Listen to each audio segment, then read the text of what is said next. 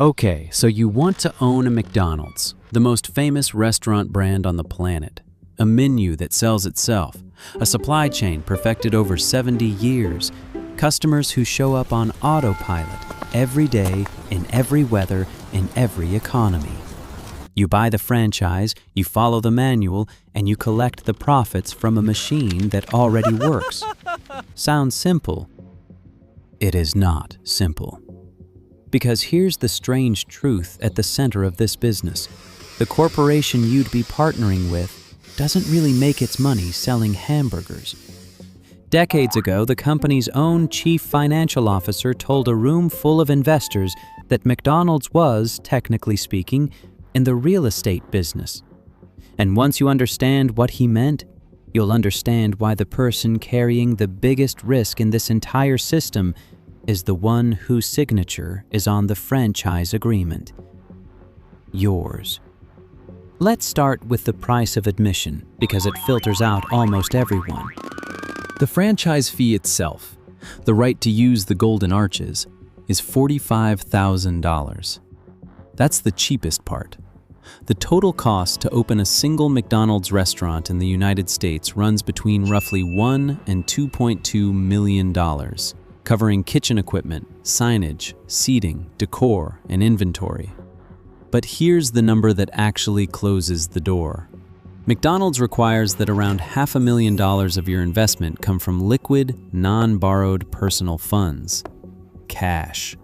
Not a loan, not investors, not your house as collateral. They want proof that you personally have hundreds of thousands of dollars sitting in accounts before they'll even talk to you seriously. And there's another requirement most people never hear about. McDonald's does not allow passive ownership in the US. You cannot buy a McDonald's the way you buy a stock, hire a manager, and check in once a quarter. The company requires an owner-operator, someone personally, full-time, hands-on in the business. Before you're approved, you go through a training program that can take months to years, including unpaid work in an actual restaurant, flipping burgers, cleaning fryers.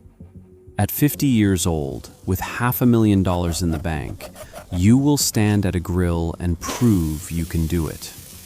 So the entry ticket is 7 figures, plus your entire working life. What do you actually get for it? Here's where it gets interesting. In most franchise systems, you buy or lease your own building and pay the brand a royalty. McDonald's runs a different model, and it's the reason the company became one of the most valuable businesses on earth. In the typical arrangement, McDonald's, the corporation, owns or controls the land and the building. They pick the site, they buy the real estate, and then they lease it to you, the franchisee. Which means every month you write 2 checks to the same company. A royalty of about 4% of your gross sales for the brand, and rent, often somewhere between 8 and 15% of your gross sales, for the privilege of standing on their land. Read that again. Roughly 15 to 20 cents of every dollar that comes through your register goes to McDonald's corporate before you've paid for a single hamburger patty, a single hour of labor, or a single electric bill. This structure was invented in the 1950s by a man named Harry Sonneborn, Ray Kroc's financial architect. Kroc was obsessed with hamburgers. Sonneborn saw something else.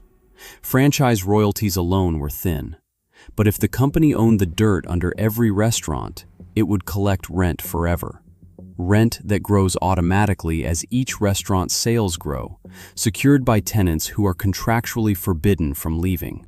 Sonneborn is the one who told Wall Street the company's real business was real estate. The burgers, in his framing, were simply the thing that made the tenants able to pay. Today, McDonald's sits on one of the most valuable real estate portfolios in the world. Tens of billions of dollars of property, and around 95% of its restaurants are run by franchisees. When the corporation reports earnings, the margin on money collected from franchisees is enormous, because collecting rent and royalties costs almost nothing. The margin on company-operated restaurants, the ones where McDonald's actually sells the food itself, is a fraction of that. The corporation solved the restaurant business by getting out of it. Now let's look at the same restaurant from your side of the counter. An average McDonald's in the United States generates somewhere around $3 to $4 million in sales per year. Sounds enormous. Here's where it goes. Food and paper costs take roughly 30% right off the top. Labor takes another 25 to 30%, and that share has been climbing for years as minimum wages rise across the country. Then comes the rent and royalty package to corporate, the advertising fund contribution, utilities, insurance, maintenance, credit card fees. When everything is paid, a well-run McDonald's typically leaves its owner a cash flow of roughly $150,000 to $250,000 a year. On a location doing $3.5 million in sales, that's a margin in the neighborhood of 5 or 6%. For a business that took over $1 million and your entire career to enter. This is why almost no one owns just one. The economics only start to breathe at scale. 3, 5, 10 locations, where one supervisor covers several stores and the cash flows stack. The average U.S. franchisee today operates multiple restaurants, and the system quietly favors operators who expand. A single store owner is doing the same work with none of the leverage. And there's one more cost that doesn't appear on any monthly statement, because it arrives as a letter from corporate. A McDonald's franchise agreement runs for 20 years. During those 20 years, the corporation holds powers that would shock most small business owners. They can require you to remodel, not suggest, require. When McDonald's rolled out its Experience of the Future redesign, digital kiosks, new interiors, modernized kitchens, franchisees were expected to invest hundreds of thousands of dollars per restaurant to comply, with corporate covering only part of the bill. In 2018, the tension got so intense that U.S. franchisees did something they hadn't done in the company's history. They formed an independent owners association to push back against their own brand, over remodel costs, fees, and a simple grievance: corporate decisions that grew corporate revenue while shrinking owner cash flow. When headquarters cuts prices to win market share, corporate's rent and royalty are calculated on sales. Your profit is calculated on what's left. A promotion can be great for the brand and brutal for you at the same time. And when your 20 years are up, renewal is not a right. The corporation decides whether you get a new term. If they decline, or if you want out early, you can only sell to a buyer McDonald's approves, at a price shaped by the fact that the land and building were never yours. You spent 2 decades building the value of a location. The location belongs to your landlord.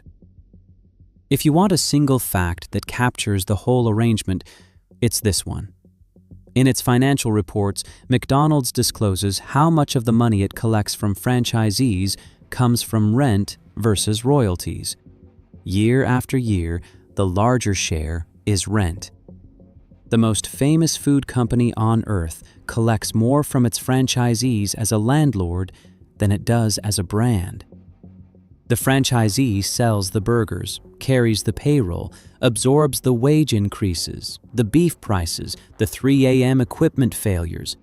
The corporation owns the ground and collects a percentage of the top line, insulated from every one of those costs.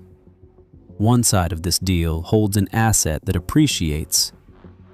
The other side holds a job with a mortgage attached. None of this means the model is dying. McDonald's demand has survived every recession in living memory. But the pressures on the franchisee's slice are real and growing. Labor costs keep rising, and in some states, dramatically. Delivery apps now handle a meaningful share of orders and take double-digit commissions on every one. And corporate keeps pushing technology investments, kiosks, app infrastructure, automated equipment. where the spending happens at the restaurant level and the data flows to headquarters. Every one of those trends squeezes the same 5 or 6% margin. None of them touches the rent.